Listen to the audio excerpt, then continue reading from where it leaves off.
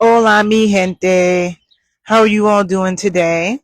It's your girl, Makeda Valletta, live from Harlem, New York City. I hope you guys are doing well. Today is the day after the Knicks won last night, and I am so glad that I came back to New York. Um, Please let me know if you can hear me. Put a one in the chat if you can hear me. Um, but in case you don't know me, I am a Harlem native, but I currently live in Chicago. And I had to fly to New York. I knew they were going to win. Okay, now let me just tell you something. There's so many things I have to say. Okay, um, there's so many things I have to say. For one, you people who follow me, you've never really seen me talk about sports, right? Even though I do have a degree in exercise and sports science, I am a certified strength and conditioning specialist. In case you don't know what that is, certified strength and conditioning specialists are people who work with athletes and help to increase performance and decrease injury. Um, and I played sports, right? Basketball was my sport in high school.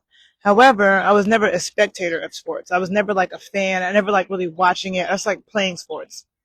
And I have a twin brother. Hello from Tanzania. I have a twin brother who's a sports journalist. Okay, he's been eating, sleeping, breathing sports, especially basketball and baseball, since we were kids. Okay, right now I'm in Harlem, New York. The Yankee Stadium is literally right across the river from me. I can hear the Yankee games. Um, and so everybody in my family is huge sports fans, men and women. It's just my mother and I. We really don't pay attention too much. We're not really big sports fans. I'm always going to root for the home team. And I always preferred, when I did watch sports, I always preferred watching the women. Okay. So when I was a kid, there was no WNBA. Again, I wasn't a huge spectator, but when I did watch sports, I used to like to watch the women. And I've been cracking jokes in the NBA for years because I'm like, even though I don't really watch it, it would be on my peripheral. Other people I knew who watched the NBA and the game would be on. I would never pay attention to the game, but I would see things, right? And I just felt like I noticed with the NBA, they seemed so dramatic to me. Like they were always flopping and falling. Every time somebody touched them, they flying over here and flying over there. And I felt like the men were so dramatic. And then they always had to have two dudes come help them up. And, you know, the women's game, so this series, I did not start, I'm usually not paying attention. I didn't start paying attention to this until the Knicks were playing Philly. Okay. And my twin brother has been a Knicks fan since we were kids. He got, um, being a little kid, photos of Anthony Mason. Like my brother, he's been working hard doing his sports journalism. So it's very, um, actually, he's in San Antonio. He's coming back from San Antonio right now. He was actually at the game in San Antonio last night. And so it was dope because I got to tell him what it was like in New York and Harlem because I watched the game at a watch party last night in Harlem and he was at the game in San Antonio. So he got to tell me what the vibe was like there. I told him what the vibe was like here. But the thing that I like about this, because even though I've never been a huge spectator of sports, I do like training athletes. I like playing sports. I love the mindset of an athlete. I have a real love and preference for team sports. Okay. Growing up, I played basketball was my sport in high school. I ran track. I played softball a bit. I fenced a bit. I played soccer a little bit in junior high. I wasn't really a fan of it. And when I was in high school, there's so many lessons I learned from playing basketball because, for one, I'm going to tell you something about New York, okay? So not only do I live across from Yankee Stadium, I live above the Rucker basketball tournament. Anybody who knows basketball knows the Rucker basketball tournament. Then you got Dykeman, okay, which is not far from me. Then you got the West 4th Street basketball, which is still in the borough of Manhattan. For those of you who don't know, Harlem is a neighborhood in the borough of Manhattan. Manhattan is the smallest borough in New York City by far. Okay, Queens is the biggest, and you got Brooklyn, Staten Island, probably in the Bronx, and Manhattan. And Manhattan is very small. And but all the dope, basketball tournaments, West 4th Street, Rucker, and Dykeman is in Manhattan. And when I was coming up, it was like girls basketball was rough. I remember we almost got into a fight every single game we had.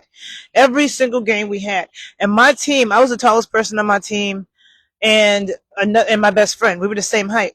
Okay. And we weren't like, we used to play against girls who were a lot taller than us, but we used to be blocking them, getting rebounds on them, whatever.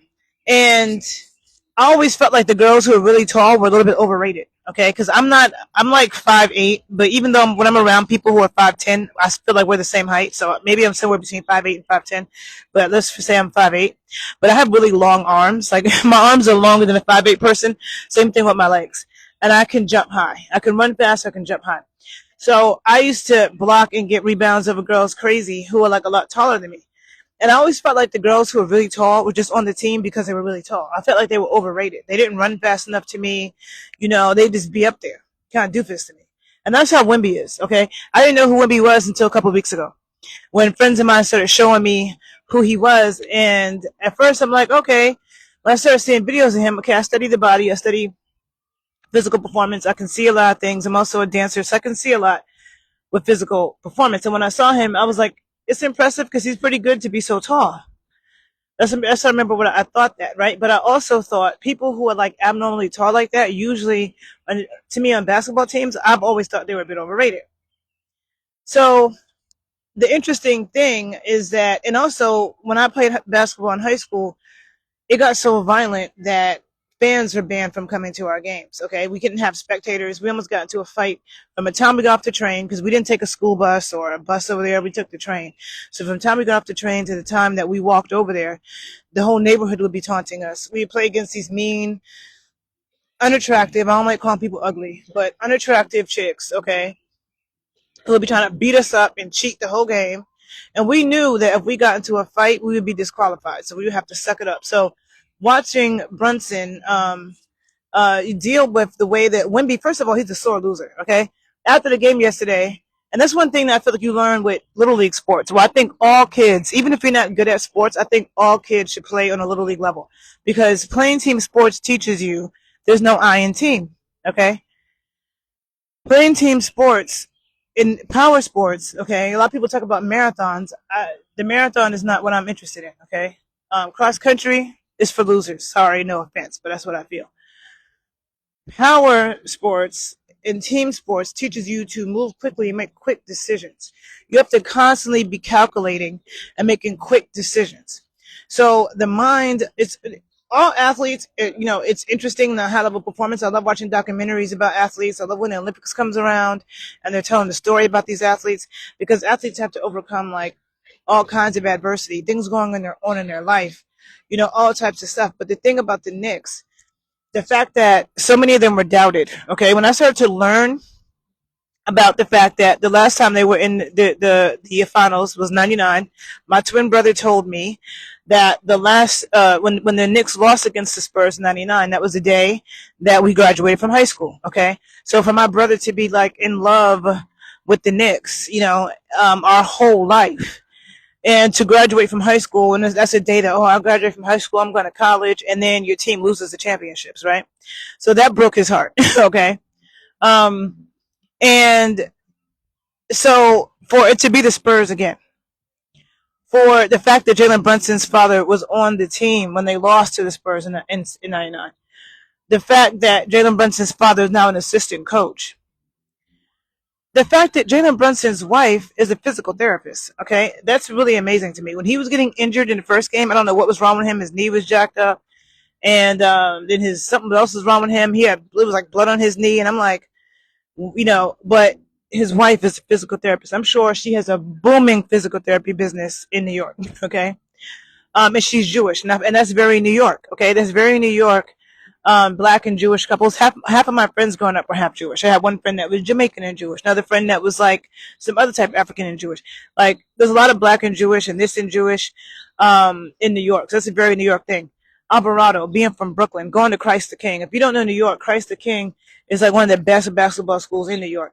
New York is a basketball city. New York is the number one street ball city, and Harlem especially. Okay, above the rim is filmed around me. You cannot go outside in Harlem. There's basketball courts everywhere. There's people on the courts. Like I live in Chicago now, and Chicago has a basketball culture. But just like pizza, it's very different than New York's basketball culture. New York's basketball culture be outside on the streets. Just New York has an energy in the streets, period, which is what I want to talk about because last night was great. I'm so glad I came back here. Um,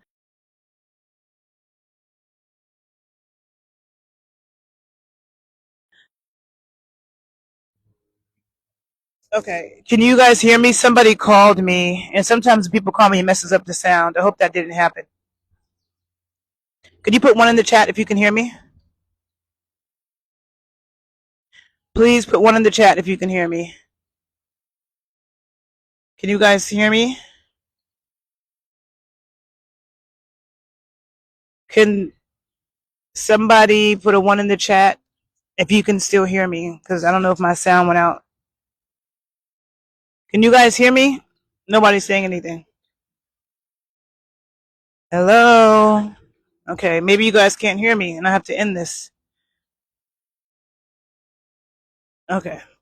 Okay, finally somebody told me. You can hear me. Okay, thank you. So, okay, now all that made me lose my train of thought.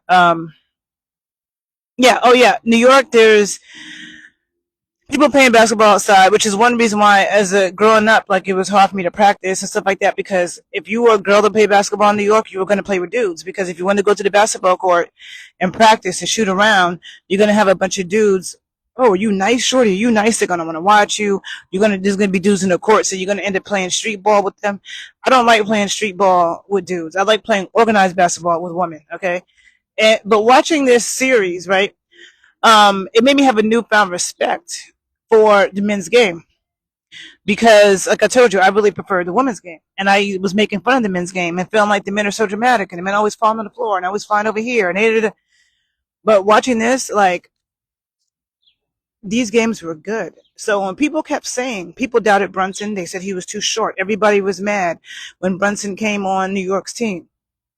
The fact that and to me, one thing I know, this is the reason why I was talking about my high school basketball experience too, is because when people saw our team, we didn't look they didn't to other people, we didn't look that big, we didn't look that tough, so people would think that they could beat us. And we used to be quiet, we didn't talk shit. Okay, I was never a shit talker when I played basketball. I never used to be like, oh, we're gonna do this, we're gonna do that. I never used to talk shit.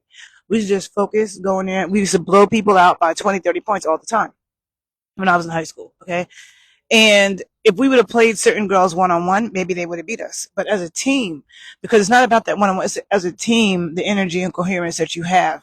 And I felt like I could see back from when I started watching this, when the Knicks were playing Philly, I could see, oh yeah, no, they're going to win. Okay. Then when I got to Cleveland, another sweep. I go look at OKC and the Spurs when they were playing, and I looked at those teams and I said, neither one of those teams are going to beat the Knicks. I could just see that. I could see that neither one of them were going to beat them. Now, I was informed that OKC didn't have their strongest team because certain people were injured, and so that wasn't like, they're better than that. So I can't speak on that. I just know that when I saw playing the Spurs, I'm like, neither one of those teams looked like they could beat the Knicks. And honestly, I do believe that it would have been Knicks in 4 if Trump didn't come on that Monday. Okay. When everybody was mad at Trump coming, I thought people were being too dramatic. I'm like, Trump's a New Yorker too. He got the money. Like them tickets was like the cheapest ticket was like $7,000 or $4,000, something like that. I'm like, he got the money to be there. He's from New York. He's always been around New York sports. Just ignore him. You're giving it too much energy. And I really felt that way. But everybody kept saying, if Trump comes, we're going to lose. If we lose because Trump comes, he's bad luck. Da, da, da, da, da. And everybody kept saying that. And what happened? He came and we lost. He didn't come again, and we continued to win. So I really believe it would have been Nixon 4. You have a lot of people saying that the NBA is rigged. That I don't believe. I do believe that maybe sometimes they might try to rig it. Like they could tell refs to not call certain things or to call more, in favor of this team. I think you could tell refs that, but that doesn't mean that the athletes can't overcome that. And that's another thing I learned in high school playing basketball, because other teams used to cheat all the time.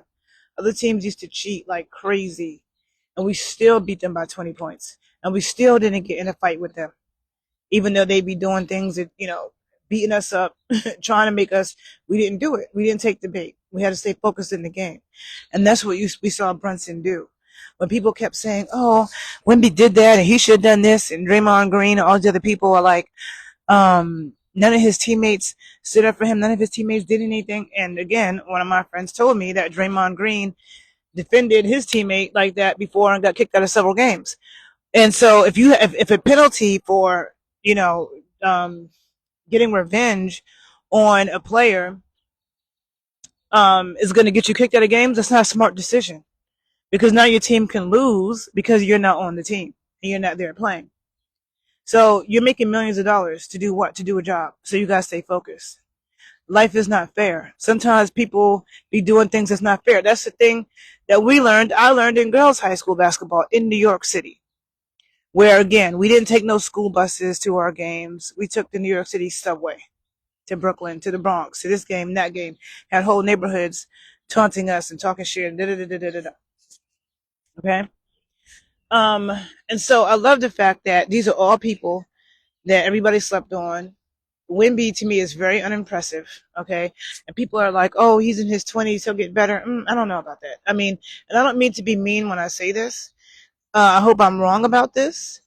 But being that tall, not only are you prone to so many different types of injuries, you're also prone to not having the longest life. Okay. I'm not wishing anything on him. I wish him the best. I'm just saying, I don't think that he's going to be this amazing, like, oh, the best basketball player we've ever seen. No, I don't. And he's a sore loser. Um, and so anyhow, last night, so I flew to New York from Chicago because I was in Chicago this whole time and I was just too happy and I needed to be in New York because other people didn't understand, you know. So when the Knicks was winning, this whole time, I'm like, especially when it came to the finals, I just wanted to go outside and I was just so happy. And people in Chicago, the energy wasn't on that really, right? And so I knew I was sure it was going to be Nixon 4. Okay. And it would have been if Trump didn't come. But once Trump did come, I said, no, it's going to be, as long as he don't come back, it'll be in 5. And so I already had a flight booked for yesterday because my mom's birthday. The Knicks won the Eastern Conference Championships on my dad's birthday. Okay. Both my parents are Geminis. That was my dad's birthday. And my mom's birthday is tomorrow. So I already was coming here for that. But I was debating about whether I was going to come or not because if the Knicks would have won on Monday, I would have come on Wednesday, right? So I came here yesterday. I got to New York. I was like, I got home like 30 minutes before the game, and I'm like, I want to go to a watch party. I had no idea what watch party I was going to go to. I just wanted to be outside. Okay, the Puerto Rican Day Parade is in New York today. I'm there in spirit. Puerto Rican Day Parade attracts like 2.5 million people. Okay, it's a huge parade, and this is how huge New York is that you can have multiple things going on that attract millions of people, and people are totally unaware of it. And let me just show you real quick where I'm sitting because there's so many nice nature places. People have no idea. People think that New York has no damn trees and no parks. There's so many places that you could just sit and be alone. I'm sitting in a mansion right now, um, in Harlem that, yeah, see all this greenery? I love the greenery in New York. Okay, hold up. Yeah, so much green. Let me sit. Hold up. Let me move my bag. Sorry, I wasn't see all that. Let me move all that so I can get some green behind me. Got my lemonade. Okay. So yeah, so I'm seeing watch parties online in Harlem. I was like, I want to be out in the street in Harlem. I didn't want to go downtown to where MSG was at. I um Brooklyn had several people, I'm sure, outside all over Brooklyn, all over Queens, all over Staten Island, all over Manhattan, uptown, downtown. I wanted to be in Harlem because Harlem be lit anyway. And so I saw something, I was asking online, asking people about watch parties. And then one friend of mine in Harlem had given me a list of places in Harlem, a lot of venues and stuff that were having like outdoor watch parties.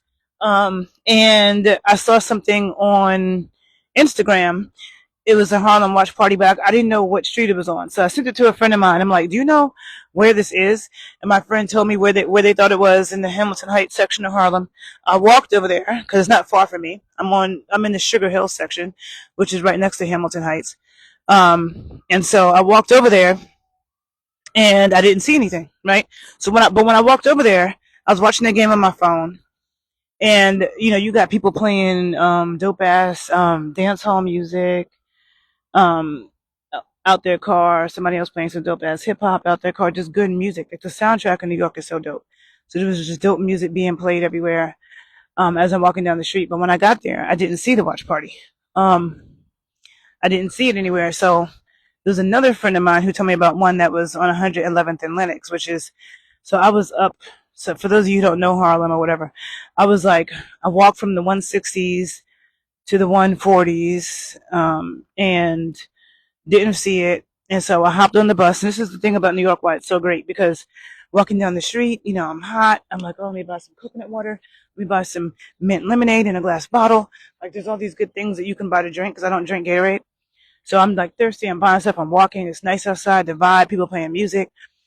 And I'm watching the game on my phone. Then I hop on the bus, and go to 111th and Lenox. Okay. In New York, there's so much public transportation, buses, trains. You can get anywhere quick. So I hop on the bus to go over there. Now, when I'm on the bus, I'm passing watch parties. I'm passing blocks, like on 116th Street and like Manhattan Avenue. There was a whole mob. It was like they had streets shut down. They had major streets shut down with huge TV screens and people outside watching it, right? And in New York, it's legal to smoke outside. Anywhere it's legal to smoke cigarettes, it's legal to smoke weed. So you could do it right in the police's face. So it's just dope, right? And so I went to this watch party, and there was tons of people there, mostly black people, but there were white people there. There were some Hispanics there. And the energy was just so intense. Like, the energy that was coming out of New York, like, even up into the end, like when Wemby's taking his free throws, the people that were sitting around, they were giving him that booing negative energy, like focusing it through the freaking TV. And so after the Knicks won, and the two people that I was with, one of them is from Queens and his fiance is from Brooklyn. So I was like, what are you doing in Harlem? Because the reason why I asked that was because there's so many watch parties all over the city that I'm like, and Brooklyn people don't come to Harlem that much anyway, but I'm like, why would you come here to watch the game when there's so many in Brooklyn and so many in Queens? And it was because, the dude that was from Queens, there was a DJ at the event, and that was his friend or whatever. But there were people from like all over the place. And I walked from 110th and Lenox all the way up to Sugar Hill, which I don't know, might be a couple miles. I don't know, a mile and a half. I don't know. And it's like uphill. So you're walking up like 200 feet incline too, because lower Harlem is closer to sea level than up on Sugar Hill. Okay. So that's a good walk. So I walked home, and as I walked home, there were people, sanitation trucks honking their horns mad loud. 16 wheelers honking the horns mad loud, which is then causing other people in their cars to honk their horns, and people blasting music, people blasting New York hip hop, people dancing in the street, and everybody was just like, super hyped. I didn't see any destruction. So when you see TV and you see people getting into fights, you see people tearing up cars and tearing up school buses, I didn't see any of that. None of that was happening in Harlem. Downtown, a lot of really young people, but not up here. And so I feel like for so long, people love to hate New York. People love to hate on New York. People love to talk shit about New York. Um, and when it comes to basketball and hip hop, New York is a basketball city. It's not a football city. It's a baseball city amongst like the Dominicans and stuff like that, which I live very close to. So they're into baseball. Um, but it's more baseball than basketball, especially basketball. Okay. And so it's ingrained in the culture, and there's a connection between basketball and hip hop. And the year that the Knicks won in 1973 was the year that hip hop was born, to my understanding. I don't know if it was 1973. Because I feel like the 50-year anniversary, I didn't feel like the 50-year anniversary was in 2023, unless 3 years went by that fast. Um, Thank you. Um, so, and for so long, people have been talking shit like, oh, New York fell off, New York fell off, New York fell off, when it comes to hip hop. And the thing about New York, when we invented this shit, like, put some respect in our name. New York has so many legends. We had Wu-Tang Clan perform at halftime. Okay? Wu-Tang, to me, forget NWA. Wu-Tang Clan is the best hip hop group. Okay? And they're so New York. I saw them perform at the Garden last summer, actually. And so we have Nas. We got that song Remy Ma and French Montana and Max B just came out with. We got stuff by Jay-Z and Alicia Keys. I mean, like, New York has so many legends, right? So it's like, to even say New York fell off, it's like New York has nothing to prove, and New York never taunted other cities. When hip hop came out, it came out in New York. We weren't saying, "Oh, we're better than Atlanta. We're better." We might not have liked certain things the first time we heard it because we thought it sounded whack. But as soon as they come out with something that was hot, we said that. We loved the Chronic. We loved Doggy Pound in New York. We loved Outcast. But maybe like the first song we might have heard from a certain group we didn't like because some of that stuff was trash to us. Everybody got their opinion, but a lot of those groups then became better. But we never said, "Oh, we're the king of this." We invented it. We don't have to say that. And New York has more legends and more moguls than any other city. So it's like people sound dumb when they say that. Then when it comes to basketball, it's like we are a basketball city. So it's about time. When you have it's the story behind it. It's the story behind the fact that a lot of these players were looked over. You look at OG. He's actually one of my favorite players. I like Brunson a lot. I like OG a lot too. Um, the fact that OG was looked over. I can't remember if it was in college or in the NBA, but at some point he had been looked over. You had the same thing. Brunson, people were like, "Oh, there are a lot of colleges looked him over," but also with the NBA, people were talking about him. He's too little. Why'd you bring him over here? Alvarado from Brooklyn, same thing, looked over. And so when you have the underdog, yes, New York is number one for sure. So when you have the underdog that everybody doubted, and they do that, I love it. I love that story. So I'm trying to think. Yeah, and then like on my walk home, there were people like I remember I sat on a bench. I was talking to my friends in LA, and I sat on a bench and rolling a blunt or whatever. And this dude parks his car right in front of me, and he's blasting music. He was actually annoying. He parked his car, but he didn't get out the car. He's in the car just singing, rocking, to the music, hyped up by himself. Like everybody was just so happy and in like a good mood. That's what I saw. I didn't see fights. I didn't see destruction. And my twin, who was in San Antonio, um, he said there were so many Knicks fans. It was like he felt like damn near 50% of the stadium was Knicks. Um, and and he was doing interviews and stuff afterwards, so he wasn't able to really celebrate with people afterwards. But he did tell me that law enforcement or security started to put hands on some of the Knicks fans because they were staying there too long and they wouldn't leave. I have seen some videos of some Knicks fans trying to fight people. I think all that's dumb. And then all those people that do that are young and dumb. Like something's wrong with the younger generation. I mean, they subway surf. We didn't do that when I was growing up. We didn't subway surf. Nobody was trying to do that. Okay. So I don't know what's wrong with them, but most of us don't condemn that and are not like that. Yeah, but I felt like that was dangerous to try to beat up Spurs fans in New York because I'm like, Knicks fans, the people that are doing that are not the people that travel. I'm like, Knicks fans still got to go to San Antonio. And people in other cities be like dangerous for real. Like, they be shooters. They be getting overly emotional. Like, you got killers for real in other cities. So I'm like, I don't think that's, a good idea. So I was just like a little nervous with my brother. Like, don't move around with too much Knicks stuff. I don't want somebody to try to attack you because you're a Knicks fan. But he said it was great. And I can't wait to the parade on Thursday. Why would anybody want San Antonio to win? Like San Antonio, I've been there once. It was a nothing ass place. Okay, it's totally uneventful. Okay, what do they give to the world? Okay, with New York winning, there's going to be so much dope entertainment coming up this week. You're going to have look at hip hop. You're going to have remixes of dope songs.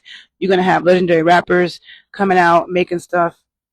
You got and outside of and again basketball and hip hop. I remember my brother did a story years ago on hip hop and like the NBA, and he did like a whole story about that. And there is a connection. And if you've never been to New York, you have got to come to New York. Okay, I'm just gonna say like I like to educate people in New York because there's a lot of people think like I just showed you what was around me. Okay, there's a lot of places in New York you can come be in the cut. There's a lot of nature. There's and it depends again. It's 5 boroughs. A lot of people come here and they're just in Lower Manhattan. There's a lot of parts of New York where there's lots of nature preserves and beautiful parks. And all New York is not dirty. And New York is one of the safer cities in the country. Okay, Chicago has had like 589 shootings this year, and their population is 2.75 million people. New York has had about 280 shootings this year, and our population is 8.5 million people. So that's a huge difference. And Chicago is not in the top 20 20 most dangerous cities. Okay, their raw numbers are a lot higher than the cities that are worse because it's a bigger city. But that just goes to tell you a lot of cities are really violent, like New Orleans, like Baltimore, like Philly, like DC, like Atlanta, like Milwaukee, like Little Rock, like Oakland. Okay, New York is not that bad. Okay, I'm not saying that people don't get shot, but it's not nearly as violent as a lot of America. And for the amount of people that's here, like during this whole series, the crime rates had gone down. If this was happening in Chicago, that wouldn't happen. There've been a bunch of people that would have got shot by now. I'm telling you. Um. So anyhow, I think, do I have anything else to say? But it's just the whole mindset of an athlete that really, like, in game 4, good day. In game 4, when the Knicks were, that's another thing. The fact that they were down like 30 points, okay, in game 4, and they were down by like 20 plus points most of the game. And then they would score 4 points, and then the Spurs would score 6, okay? So it was like take one step forward, fall 3 steps back. That's what it was constantly for them. And there were a lot of people who at halftime stopped watching. I remember seeing a video where a girl was like, "The Knicks are making me mad. I'm going to bed." I don't have that mind state. The mind state of an elite athlete, okay? You can't have a defeatist mind state. You cannot be like, "Oh, we're going to lose this." Because you know what? You start playing like you're going to lose. You have to keep your head in the game and stay super focused the whole time. And that's what they did. And so you could be down 20, 30. It's just like in life. You fall, you get back up. There's people in life who lose everything. And they come back again and they are a millionaire, right? It's that focus. So that the ability to be focused, which is also very synonymous to New York City. Because when they say if you can make it in New York, you can make it anywhere, it's true. And why is that? Because there's so much competition in New York. Okay? There's so much competition in New York. New York is a place where the best, whoever was the best in their city, in their town, in their country, come here. Don't forget that the Apollo was in New York. And what did they do? They used to boo people. They felt like you weren't good enough. And that's even the children, okay? Nobody was exempt from that.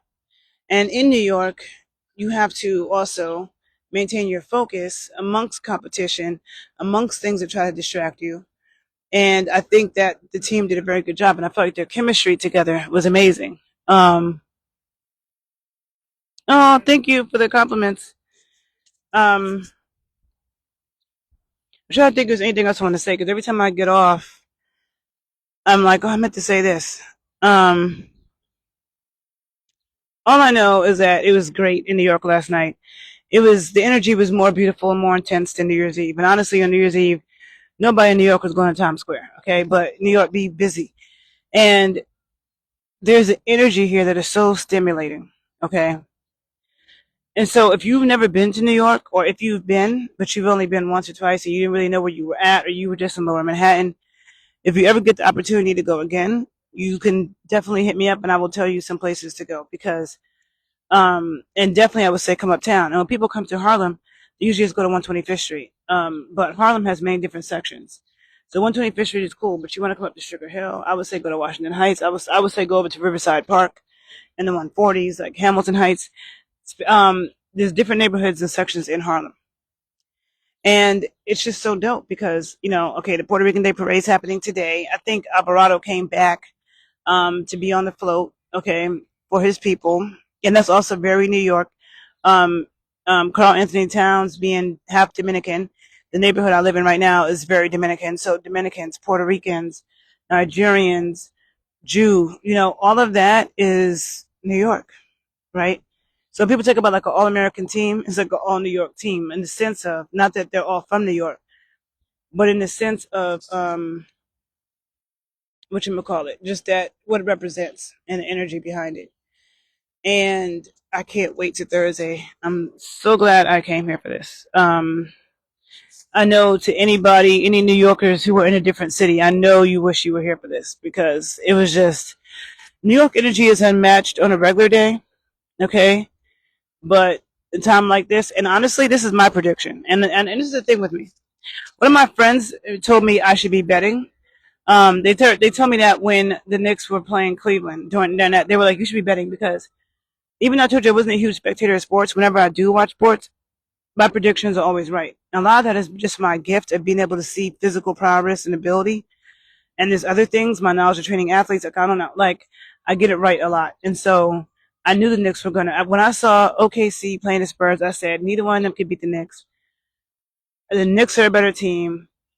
And what was I about to say? There was something. Damn, I just lost my train of thought. I'm tired, actually. I just lost my train of thought. I was saying about betting on sports. About oh yeah, I remember my prediction now. I predict. I don't think that. I think the Knicks are going to win a championship again in the next few years. It could be next year. It could be the year after. But I think it's going to happen again. Like just the way you had with the Warriors, who just kept winning. I think it's going to happen.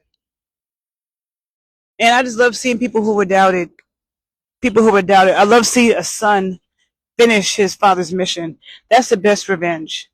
Okay, not fighting wimpy ass Wimpy, not fighting him, but winning and knowing that your dad did this and he against the same team and he didn't get it done and now you getting it done. Like that's the best revenge. I love it. And New York is going to be so lit on Thursday. It's going to be the best place in the world to be. And so, yeah. So I had fun last night. It was great. The energy was amazing. Everybody was, happy. It was just great. Nothing bad to say. So my phone is dying, and I think I'm good at what I'm saying right now. I also need to eat, and I need to be outside because not only was the Puerto Rican Day Parade today, and if I would have been able to get up earlier and get out earlier, I would have gone. But even when I go downtown, there will be remnants of it. But also on Sundays, there is a Haitian Rara. Okay, I've been talking about this for years. I've shown it for years. Something called a Haitian Rara, which is a Rara is a tradition from Haiti that has like drums and horns. It's a specific musical tradition that's off the chain, and it happens every Sunday in Central Park from like about 6 p.m. ish to 10 p.m. And then it happens at Prospect Park as well. I heard that in Prospect Park it goes later than that. I only go to the one in Central Park, and it's super dope. And then when you come out in Central Park, then there's a bunch of Cubans, Afro Cubans. They have their drum circle, amazing drummers. So you only find that in New York. There's no other city that I've been to in the world where you find all of that in one day, or even at all. The Knicks was ready. Patrick Ewing was a moment also. Oh, was his moment also? Yeah, it's beautiful. It's beautiful. So to all the New York haters, to all the people that said New York couldn't do it, you played yourself.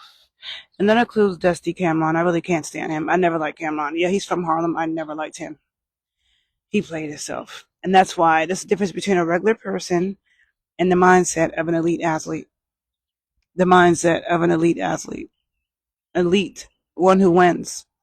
It's a certain mindset and focus. Okay? So I'm going to leave it at that. I hope you guys have a great day. And I hope you're entertained by all the dope things that come out of my city in the next few days. And if you've never been, you should definitely visit one day. Okay? Anyhow, have a good day, people. Bye.